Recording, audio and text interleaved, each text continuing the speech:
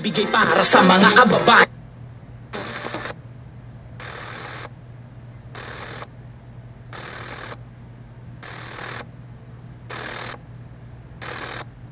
Ano man yan? Oo.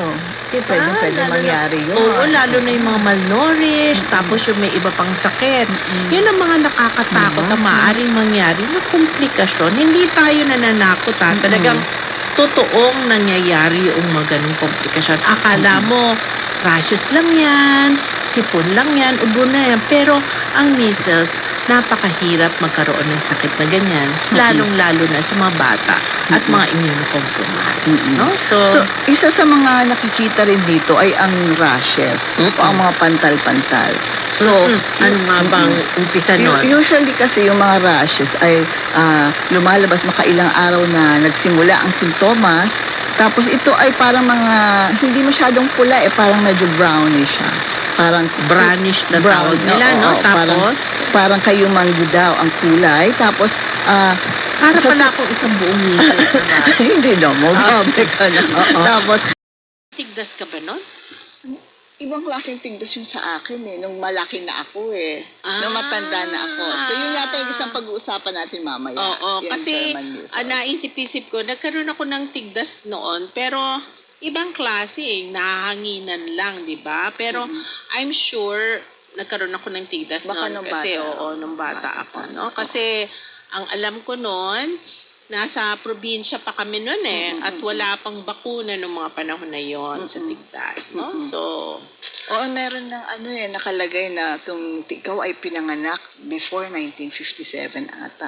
uy, Yung wala grabe pang- naman. Yung mga ganun. O, pero 1967. 63 yata ang lumabas yung mga bakuna, 65, no? So, I'm sure nagkaroon. Kaya lang, sa probinsya kasi, alam mo naman, maganda ang simoy ng hangin, hindi masyadong maluwag. Kaya hindi masyadong nagkaroon ng epidemic, no? So, nagkakaroon ng epidemic bago pa na-imbento yung bakuna. mga Pero, bakuna. yun na nga, pag-uusapan natin yun mamaya, no? Pero, sa ngayon, ang pwede nating tutukan pa ay, paano nga ba ginagawa? Oo, ang paggagamot, syempre, unang-una, yung sintomas nga, kapag nakita mo na nagkalagnat ang bata, nagkaroon ng parang mga sipon-sipon, ubo-ubo, bahing-bahing, syempre kailangan mo na rin ipatingin yan sa iyong pediatrician o sa doktor. Kasi naman, ang pinakamalapit na local health center. Yes, oo. At ang paggagamot yata is more of symptomatic treatment, lang, no? Yung kung ano lang yung nararamdaman, yun ang Yun ang ibigay. gagamutin. Pag nilalagnat, bigyan ng para sa lagnat. Oo. Pagka naman nubo at hirap umubo, inom ng tubig. Tapos pag sinisipon, steam inhalation, mga ganun. Yun ang mga pwede. Symptomatic lang. Symptomatic. Treatment. Hindi po tayo nag-antibiotic. Kasi siya ay viral. Maliban na lang kung Nagkaroon ng secondary bacterial infection. komplikasyon. Kasi, syempre, hindi maiwasan. Mababa ang kanyang resistensya. Yes. So, nagkaroon ng komplikasyon na pneumonia. Saka tayo nagbibigay ng antibiotic. Pero dapat mas mabuting nasa ospital. Huwag magse-self-medicate kasi maaaring ikamatay at magkaroon pa ng ibang komplikasyon. Oo, mas Diba? maganda kung nasa ospital talaga. Tsaka kung minsan nga, dahil nasabi natin kanina, nagtatae. So, Oo. pwedeng ma-dehydrate. Ayun ang nakakatakot, no? Baka Oo. ma-dehydrate. Pag na-dehydrate, Diyos ko, masisira ang kidney, no? So, gusto natin din paalam na alam mo yung dehydration, napakaseryoso yung mga pagtatae, napakaseryoso rin sakit. Kaya inom yung iba kasi pag nagtatae, ayaw nang uminom. Oo. O ayaw na rin kumain. Baka, Kumain. baka tumailit. Pero importante, mapalitan yun na walang gamot kasi maaaring masira. Hindi masuplayan ng tamang hydration ang kidney, Yes. ay masira at madadialysis at yun ang ikamamatay. Yan. Diba? Yan ang mga dapat nababantayan. Yes, talaga. babantayan talaga natin. Yes, okay. Pero katulad nga ng sinabi natin kanina, maraming klase minsan na tigdas na pinag-uusapan ng tao. Para bang ang sinasabi nila, iba-ibang klase ng rashes, iba-iba rin yung klase ng tigdas. Yes. No? So, sa palagay ko, kailangan natin banggitin yon, no? Yes. So, ito kasing tigdas na ito, na totoong tigdas na cause ng mahabang pangalan ng virus Oo. rubiola. Rubiola siya. Yan yung tigdas Oo. na may sipon, may ubo, merong pwede mag-cause ng pneumonia at Yes. ng encephalitis. Oo. Pero may isa pang klase. Dalawa pa. Yes, Dalawang may dalawa. klasa. Oo. Pero sabi kasi dito, mag-break muna daw tayo. Okay. Sige, mag-break muna Oo. tayo.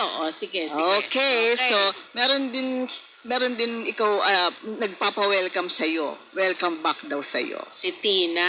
Oo. Okay. Maraming salamat, Tina. Okay, Oo. pagpapatuloy pa natin ang talakayan sa ikalawang bahagi ng ating programa.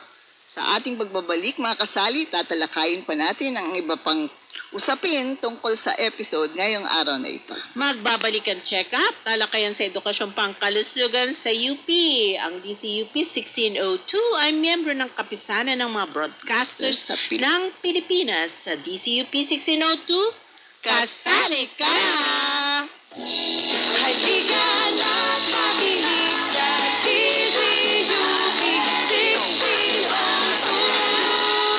Tayo na makinig sa DCUP 1602. Ikaw ako, tayo sa DCUP 1602. Kasali ka!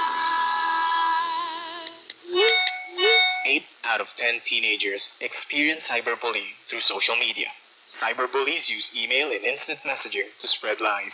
If you're being bullied, reach out to an adult that you know and trust. There are a lot of ways to get the help and support that you need. If cyberbullying is happening to you or a loved one, you can contact the National Bureau of Investigation at 521-9208, local numbers 3429 and 3497.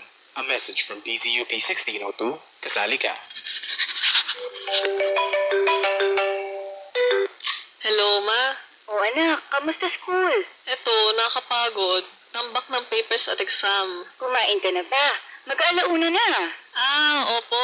Kakain ko lang. Anong kinain mo? Instant noodles lang po para mabilis sa tipid. Ang dalas mo naman ata mag-instant noodles. Hindi yan maganda sa katawan, ha? Ugaliin kumain ng tama sa tamang oras. Isang paalala mula sa DZUP 1602, kasali ka. Check up.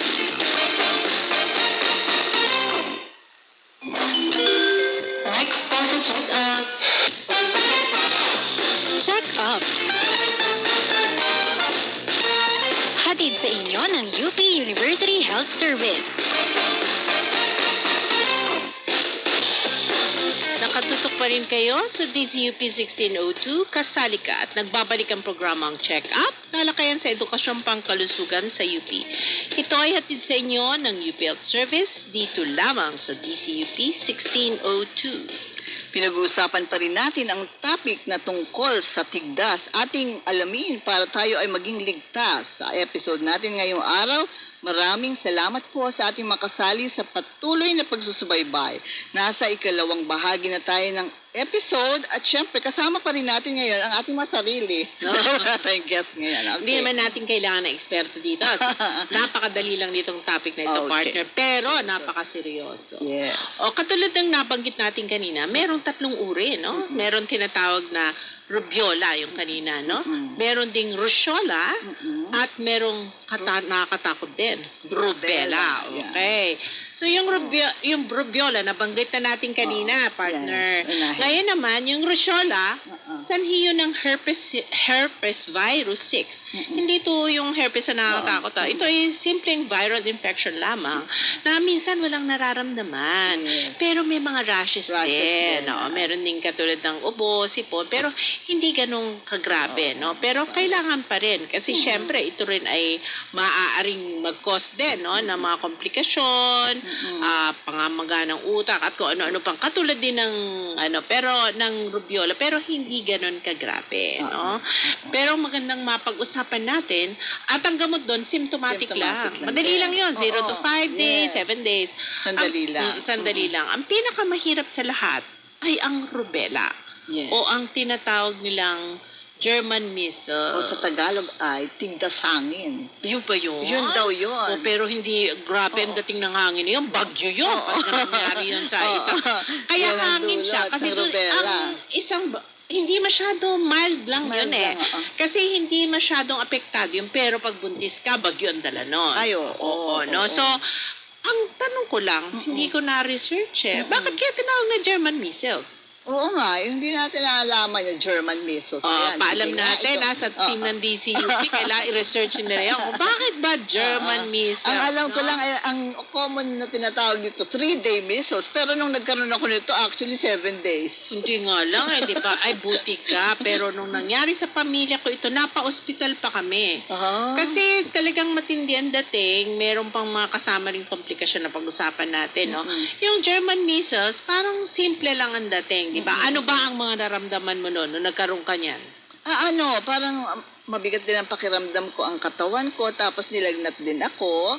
Tapos yun nga napansin ko na parang nagkakaroon na rin ako ng rashes na unti-unti na siyang